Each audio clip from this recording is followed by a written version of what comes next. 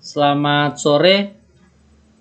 Pada video kali ini saya akan menjelaskan kepada kita semua bagaimana state chart diagram, bentuk state chart diagram, juga simbolnya. State chart diagram dapat digunakan di mana, dengan aplikasi apa, juga pengertian state chart diagram. Sebelum saya mengarahkan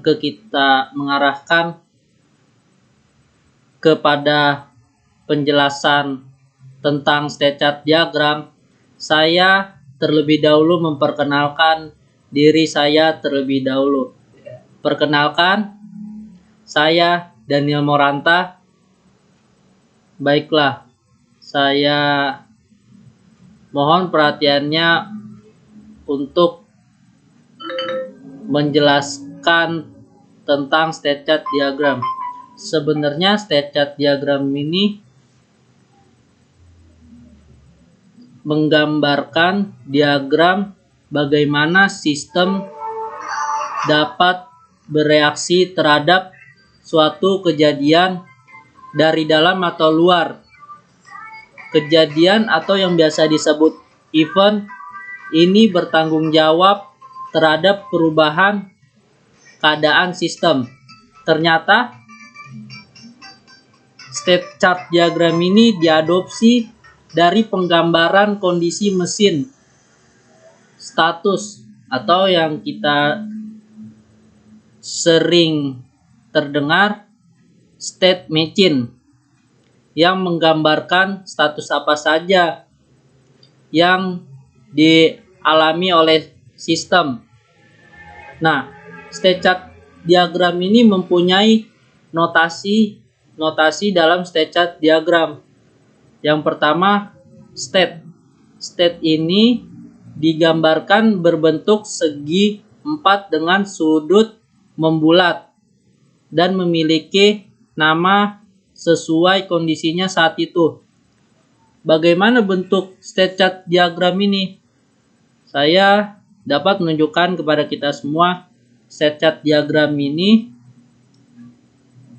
pada kursor saya. Pada layar kita bersama dapat dilihat di sini terdapat state memilih tempat sejarah. Ini yang diartikan state. Digambarkan berbentuk segi 4 dengan sudut membulat. Nah, lalu ini fungsinya state chart diagram ini memudahkan penganalisis untuk mempelajari perilaku sebuah sistem, juga pengguna yang akan ditargetkan untuk menggunakan sistem ini. Dalam layar yang kita dapat lihat terdapat titik hitam tebal. Ini dinamakan initial state. Initial state menggambarkan awal dari kejadian dalam suatu diagram state chart. Lalu terdapat tanda panah yang untuk mengurutkan langkah-langkahnya. Dan titik kedua di dalam lingkaran, lalu terdapat lingkaran berwarna hitam padat. Ini mengartikan bahwanya ini adalah final state. Final state itu artinya menggambarkan akhir dari kejadian dalam suatu diagram state chart.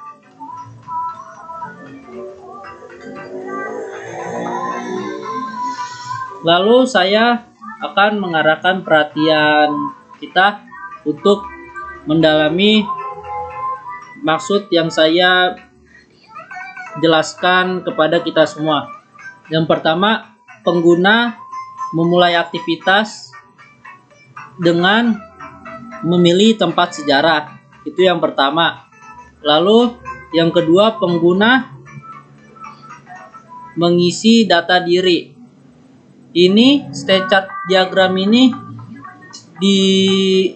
ditunjukkan untuk pengguna yang memberikan komentar pada tempat sejarah.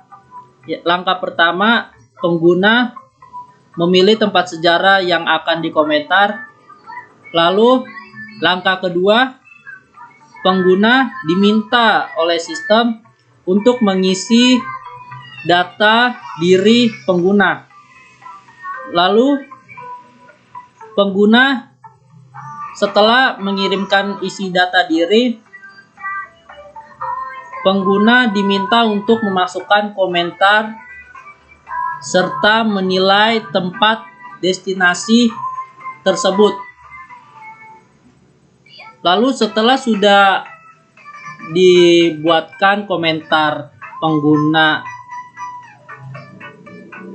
website tersebut, maka pengguna akan melihat komentar yang dikomentarkan di website tersebut, lalu menampilkan komentar.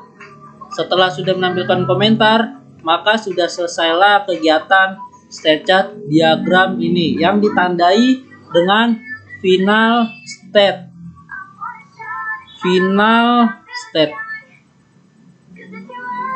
Demikianlah penjelasan saya. Terima kasih untuk perhatiannya. Kurangnya akan saya lebih perbaiki. Terima kasih. Selamat sore.